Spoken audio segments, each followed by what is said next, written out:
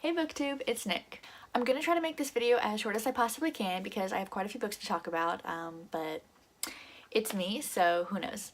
I figured since I've only really made like wrap-ups and tags so far, you guys don't really know my reading taste very well. So I wanted to do a video just kind of giving you guys a little insight onto my book taste and kind of just let you get to know me a little bit better. So I'm doing a video of all my current favorite books as of the day that I'm recording this. So I've only really been back into reading again for two and a half years. So I don't really have a ton of books that I've read and loved just because it has been such a short amount of time. So I'm not doing a separate standalone and series video. I'm just kind of gonna compile them all into this one video. So some of these books are like a series in general. Some of them are a particular book in a series, and then several of them, probably most of them, are standalones. So first I wanted to do just a few honorable mentions, ones that I don't necessarily consider, oh, this is one of my favorite books, but I loved them enough and that they meant enough to me that I felt the need to include them and just to let you guys into my brain a little bit. So the first book that I'm going to give an honorable mention to is Simon versus the Homo Sapiens Agenda by Becky Albertalli. This one I read in one sitting, and it was, I think, the first time that I'd ever done that. I read it in 4 hours. I started it at like 10 o'clock at night, which was just a horrible decision because I had to be at work the next morning, but I finished it at 2 o'clock in the morning, and it was just such a wild ride, and I had such a big book hangover from it, and just the whole next day at work, that was all I could think about, and it really just was in my mind for a while after that. This book follows Simon, who is in the closet, but he starts emailing someone who anonymously came out on their school Tumblr, and they kind of develop a relationship, friendship over the emails. They don't know who each other is, but Simon ends up getting found out and blackmailed by this guy Martin, and it just kind of ensues from there. One of the reasons I love this book so much was because it does involve one of my absolute favorite tropes, which is the online / anonymous relationship. I know that's like a very specific trope, but it's my favorite. Like, I will read pretty much anything if it includes online or anonymous relationships. Like, I don't know why I love it so much. It's just, in fiction, it's my absolute favorite. Staying on brand, the next book does also involve that trope, and that is Alex Approximately by Jen Bennett. Technically, I gave this book 4 stars, but I still think about it quite a bit from time to time, so I did want to include it because it was a very good book. The reason I gave this 4 stars instead of 5 was because the book kind of played itself. It literally spoils a big plot point in the summary of the book, which I will absolutely never get over, because even though it was a little bit obvious, like, we don't really find out this particular reveal until like 80% of the book.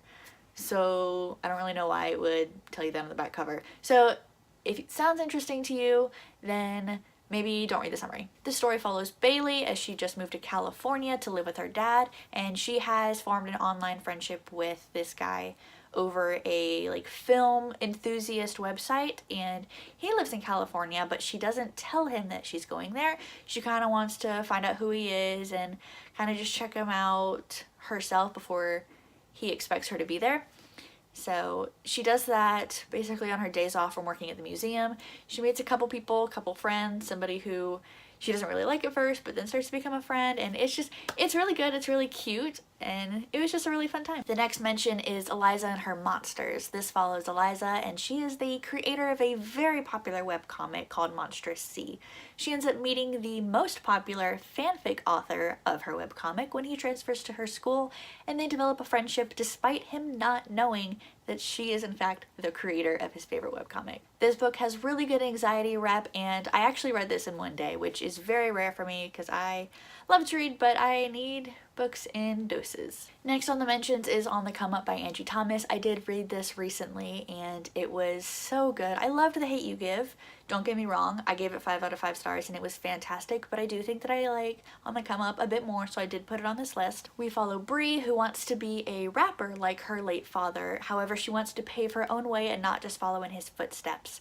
She ends up recording and putting out a song that does not really portray who she actually is, and it just kind of goes from there. The last honorable mention is Harry Potter and the Prisoner of Azkaban by J.K. Rowling. Now, I am exposing myself because I have only completed the first 3 books of Harry Potter. I was a bit of a late bloomer and didn't start reading the series until I was already an adult, and I tried reading the series. It's my several years long book slump where I very rarely finished books. So series were just really no-goes for me. However, I do enjoy the Harry Potter books. I don't consider them like one of my favorite series of all time, but I really liked the 3rd book, and I'm interested to see if it still stands up when I finally eventually read the rest of the series. Okay, now getting into my actual favorites. I have 9 favorites on this list that I'm going to talk about. Number 9 is The Beauty That Remains by Ashley Woodfolk. I received this book as an ARC when I worked at Barnes & Noble, and I was really just drawn to the cover. I hadn't heard anything about it before, but it's really pretty and colorful, and it's kind of like I just go straight towards it. So I picked it up when I was on my lunch break one day, started reading it, and really just fell into it. This story revolves around 3 different teens who are all dealing with grief in their own way. One just lost a twin sister, one lost a best friend, and one lost an ex-boyfriend.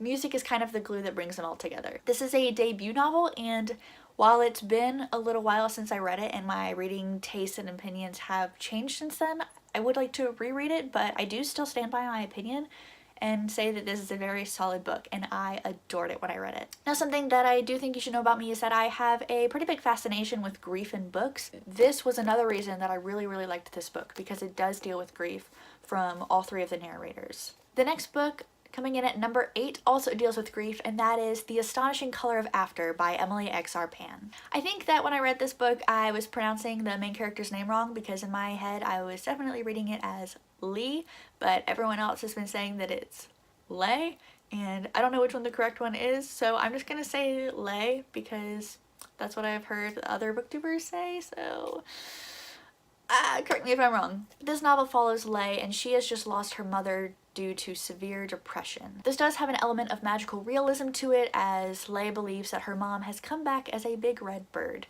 So she goes to Taiwan, which is her mother's home country, and she goes to meet her grandparents on her mom's side, who she has never met before. And there's some like ghost elements to it, and just kind of deals with family, and she's trying to find out about her mom's childhood and past, and it's an experience. It's a really good book, and for a debut novel, just for any novel, it is so well written and really just uses color in a way that I've never experienced before. It was beautifully written, and the story itself is just absolutely phenomenal, and I definitely recommend that everybody should read this book.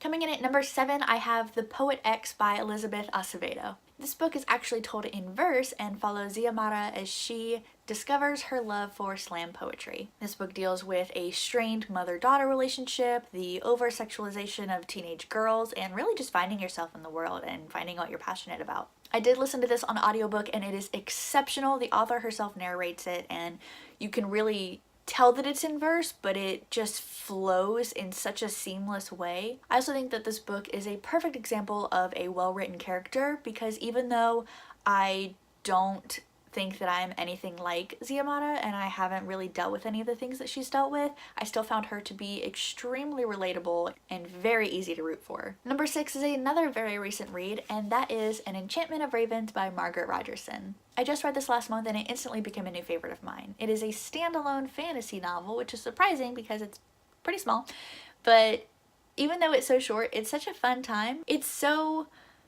nice. You could probably read this in one day if you tried. I feel like this would be the perfect rainy day read, but it does have fae in it, which is usually a hit or a miss for me, and it definitely hit the mark on this one. Our main girl, Isabel, is a painter for the folk, and she gets commissioned, if you will, to paint the portrait of a prince, and it doesn't go very well. I think Isabel is a fantastic protagonist and is very strong and holds her own without falling into that female with the sword trope.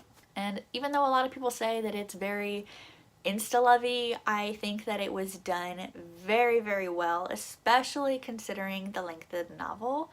But I absolutely loved pretty much every single character in this novel. There was just so many fun characters, especially some of the Fae, because I'd never seen them written like this quite before. I did go into a bit more detail in my March wrap-up, so if you wanted to look at that, I'll leave it somewhere up here, because I do kind of go into a bit more specifics onto why I loved this so much.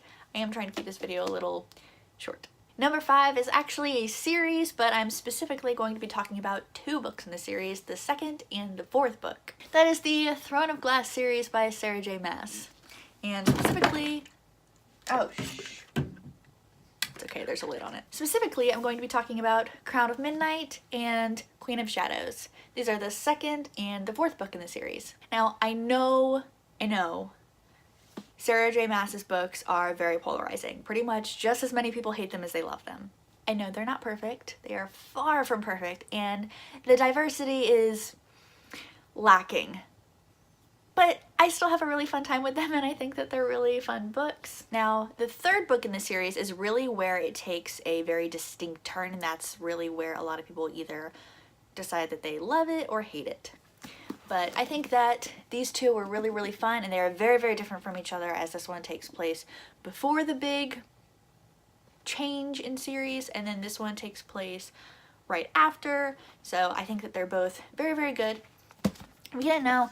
Throne of Glass follows Selena Sardothian, who is an assassin, and she gets freed from an enslavement camp to compete in a tournament and become the King's Champion. Number 4 is another series, and that is the...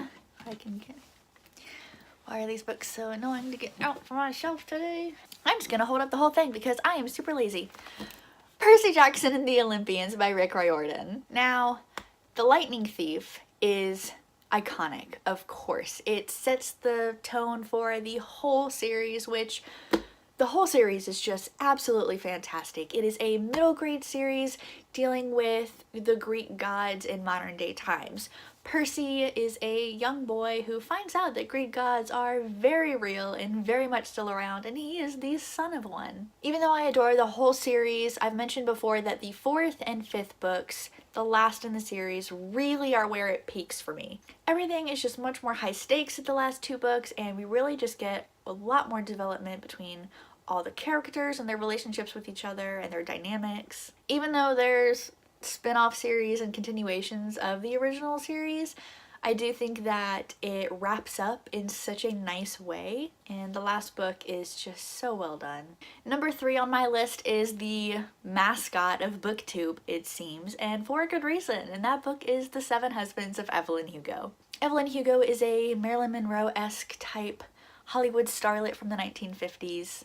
And she has not agreed to do an interview in many, many years, but now she is selling all of her dresses and has agreed to do an interview on one condition. That interview has to be conducted by a girl named Monique, who is pretty low on the totem pole in her journalist company. Evelyn insists that she do the interview or no one does, but when Monique gets there, she quickly finds out that it is not actually an interview about dresses, but rather Evelyn wanting her to write her biography. This novel is told in the format of Evelyn recapping her life story to Monique and how she got to her rise in fame and why she had 7 different husbands. I love this book so much because even though Evelyn isn't necessarily a likable character, she makes a lot of bad decisions. She does own up to them and doesn't make excuses for them, but rather just say that they were what she thought was best at the time and she did what she thought she had to do. I was very skeptical going into this book because it was so overhyped, but it was genuinely fantastic. I mean, it's number 3 on my favorite books of all time, and it really just struck a chord with me. As soon as I finished the novel, I just busted out crying because I just connected to it so much. If you haven't checked it out yet and have been interested in it, I definitely think that you should. Yes, it is overhyped, and yes, that scares a lot of people, but it's just such a fantastic novel. Now, the last 2 on this list are a little bit interchangeable because I don't really consider either one to be my absolute favorite book of all time because they both just mean so much to me and I just have a lot of feelings about both of them. Technically, I would say one is the better book and it's better written. Okay, if the angle changed, it's because my roommate came home and I went and talked to her for a bit. She knows that I make videos, but it's still weird recording when she's home, so I don't do that. I don't know exactly where I left off, but as I was saying, these two are kind of interchangeable for me, and while one is, I think, technically the better book and it's written a lot better, one of them just holds such a special place in my heart, and I think about it literally daily. I mean, I think about both of these constantly, and I just constantly want to reread them. One of them I have reread, and the other, they're both actually kind of recent. I've read them both within the last year. I'll just tell you what they are. Okay, so the first one that I'm going to talk about is a duology, and it's Six of Crows and Crooked Kingdom. I don't think anybody is surprised. I do think that I liked Crooked Kingdom a little bit more, because at first I did actually struggle with Six of Crows for a little bit. I started it, and I read first couple chapters, but I kind of abandoned it for a while, like several weeks to several months, I don't really remember. And then one of my friends came over to my house and she saw that I had Crooked Kingdom, and she was like, oh my gosh, like I haven't read that yet, but I read Six of Crows and it was so good. And so I was like, hey, you want to borrow this? And I'll actually, you know, pick this back up and read it so that we can talk about it. So she read this, I read this. Holy crap, I actually gave it the attention it deserved, and I still think that the beginning was a little bit slow, but overall, oh my god, such an amazing book. So good. So good. I hadn't read anything by Leigh Bardugo beforehand, and so I obviously didn't read the original Grisha trilogy, so there were a few things that were confusing at first, but I still felt it was pretty easy to jump into, and there wasn't a ton of confusion, so I definitely think that it was the right choice for me to read this one first, because I did end up reading the Grisha trilogy, and I think if I had read that first, I probably would have never made it to this, because I literally only read those books in preparation for King of Scars. Yeah, I have Priory behind me because I genuinely just don't have anywhere else to put on my bookshelf, so I'm hiding it behind myself. Booktube secrets. But anyway, this book was so good, and Crooked Kingdom was a wild ride from the very beginning because things were already established, and this left off on a cliffhanger that this immediately picked back up on, and they were just so good. They were so good. They're so good. Oh my gosh. If you haven't read these and you like fantasy at all, I highly recommend these. They are so well written. They're, oh my gosh. I don't know how to like coherently talk about these. It follows 6 ragtag teens as they go on a heist, and they're just doing it for money, not because they are good people, but because they want to get paid, which, mood. But it's such an immersive world, and you really just get to care about every single one of these characters, and even some of the characters that you may not really care about in this one, you'll definitely come to care about in this one. You'll probably care about certain characters more than you think you will, and just, oh my gosh, please read them. They're so good. They are so good. I think about these all the time, constantly. I've only read each of them once, but I want to do a reread very soon, even though this was my last read of 2018 and this was my first read of 2019, so it's still been pretty recent. I still already just want to reread them because they were so good, and I think about them all the time, and I know I'm rambling, but I just love them so much. The last book that I'm going to talk about, while technically I do love the whole series, one particular book really just holds my heart in a way that none of the other books do. And that is A Court of Mist and Fury by Sarah J. Maas. Technically, I do love the whole Court of Thorns and Roses series, but this one really just... This one hit me in a way that I was not expecting. I literally think about this book every single day. I think about the characters every day, and just, I just love it so much. And I think the general consensus is that this is the best book in the series. There's 3 books and a novella that we don't really talk about. And it is a continuing series. I don't know when the next book's coming out. I don't think it's really been announced. Even people who weren't really crazy about the first book, usually if they continue the second book, they like it. That's pretty much what I've seen. Obviously, there's people who don't like this book with any book, but personally, I really liked the first one. I had a great time with A Court of Thorns and Roses, but this book, this is the second one in the series, and I don't even want to like say any characters' names because it's so so vastly different from the first book. It takes a completely different turn than you would think from the first book. The first one, A Court of Thorns and Roses, is kind of a Beauty and the Beast retelling, and this one is not at all. Again, I don't really want to like say too much about this one specifically, just because I feel like if you're interested in reading A Court of Thorns and Roses, you shouldn't know anything about A Court of Mist and Fury. Like, even just knowing some of the prominent names could be spoilery, and so I'm making my friend read this series. I guess not making, like, she's excited for it, but it's definitely because I have talked about it so much and recommended it so much.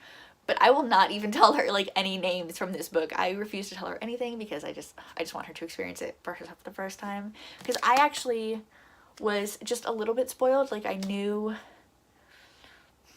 I don't even like want to say even vaguely what I knew, but I knew something about this book, and when I was reading the first one I was like, what?